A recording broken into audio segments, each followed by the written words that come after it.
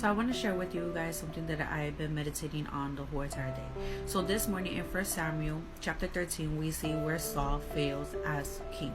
Mind you, prior to all this, we see how he got appointed, he got anointed, he was the chosen one. He was the one that God chose to reign over his people, because God's people rejected God.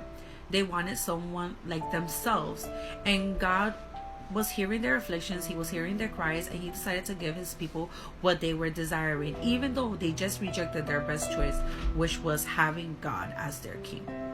Anyways, now we reach into chapter 13. In chapter 13, we see where Saul and his people are in war with the Philistines, right? But we also see that in the midst of this war, like, his people were being covered by fear. They had so much fear, and Saul was seeing this, and as a king, he was getting desperate. Mind you, Samuel told him, in 7 days, Saul, I will show up. I believe Saul gave him legit 7 days and not a minute over, because after the 7 days had happened and he continued to see his people in despair, and he started seeing the number of his people shrink, because they were like, they feared so much that they were just leaving. They were leaving Saul. Since he was seeing that, he decided that he was gonna gather his burnt offering and his fellowship offering to offer to his enemies.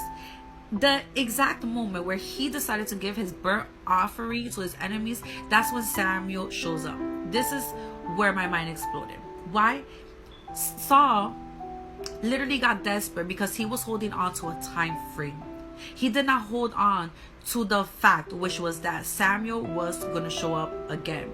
He held on to that time frame, and because that time frame did not happen, he got into a desperation moment that led him to make one of the worst decisions he could have ever made, and was the shift that ruined everything for him, because the desperation caused him to make a choice that literally was going to lead, that the grace of God was going to leave Saul, which is horrible.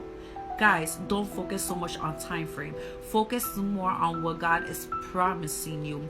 If the word is, this is going to happen soon, stick to the what is going to happen. Don't focus on the word soon. If it says that within next year this is what's going to happen, focus on that next year is going to be better, not exactly the particular year that they mentioned. Don't focus so much on time, because God works in his own time.